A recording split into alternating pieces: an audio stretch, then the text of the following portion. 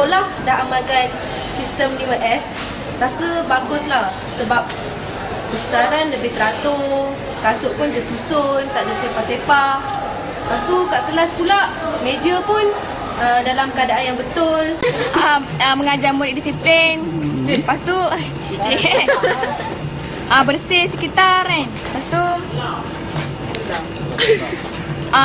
suasana cantik, dapat merit. 5S. Okey. Jadi nak 5S ni nama bagus untuk kita sekolah, untuk warga sekolah, para pelajar bersama dengan cikgu untuk membersihkan sekolah ni. Sekolah lebih teratur, sistematik dan masing-masing bekerjasama untuk menjadikan sekolah ini berprinsip 5S. 5S, bagi saya 5S ni sangat bagus sebab dia menjadikan persekitaran Malaysia lebih teratur. Pelajar boleh belajar dalam keadaan yang kondusif, selesa. Kalau sebelum ni meja semua terabur, sekarang ni dah senang, dah ada parting ke apa semua. So senang nak teratur, tak payah nak ukur-ukur dah lagi. 5S. 5S ni adalah untuk memudahkan kita yang menyimpan dan orang yang nak mencari barang-barang. Untuk supaya barang-barang tu teratur lah, mudah dicari dalam masa berapa kak? 3 saat. Lepas tu kita nak tahu kawalan dia, keluar masuk dia, berapa banyak yang stok yang ada, yang keluar berapa banyak, yang hilang berapa banyak kan. Kalau ada yang pecah ke apa. Lepas tu untuk kemas lah. Pandangan tu memang banyak bezanya sebelum dan selepas tu. Macam contohnya sekarang ni bila dah laksana 5S tu, dalam proses pelaksanaan tu dah nampak lah kan, macam tersusun sikit, nampak kemas. Lepas tu ada kerjasama dengan staf dan guru pun ada kita dapat kerjasama. 5S ni memang sangat penting dalam sesebuah sekolah ataupun organisasi, kerana kalau kita tengok persekitaran kita memang cantik dan bila ada tetamu datang mudah nak cari arah, okay? Sebab ada label-label dan sebagainya. Dalam kelas pun nak cari bahan untuk belajar memang sangat mudah. 5S, bengkel kemas, tempat kemas, tersusun, senang ambil barang, senang cari barang, teratur.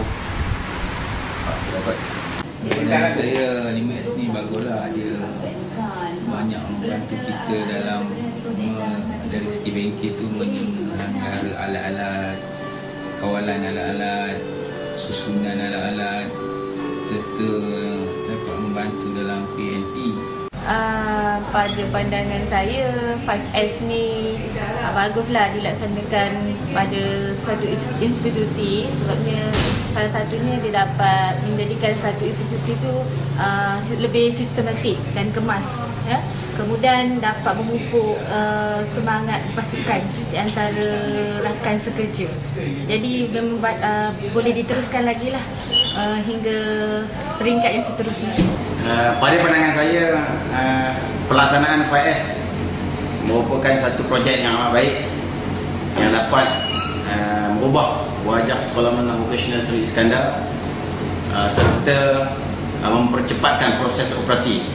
Dan saya percaya dengan pelaksanaan 5S ini kita dapat merealisasikan hasrat untuk mentransformasikan pendidikan teknik dan vocasional. Kemalan 5S di Sekolah Menengah Vocasional Seri Iskandar ni sebenarnya kita telah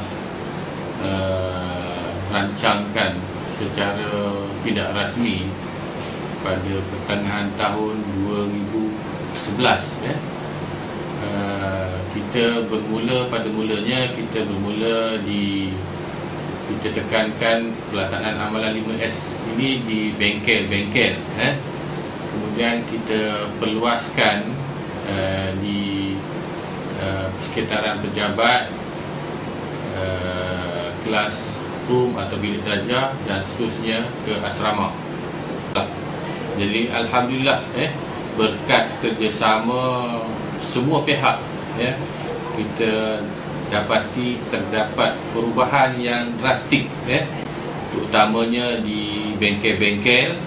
Kalau kita dapati pada suatu ketika dahulu, kalau kita masuk ke stor alat ataupun stor bahan, keadaannya begitu tidak teratur dan tersusun.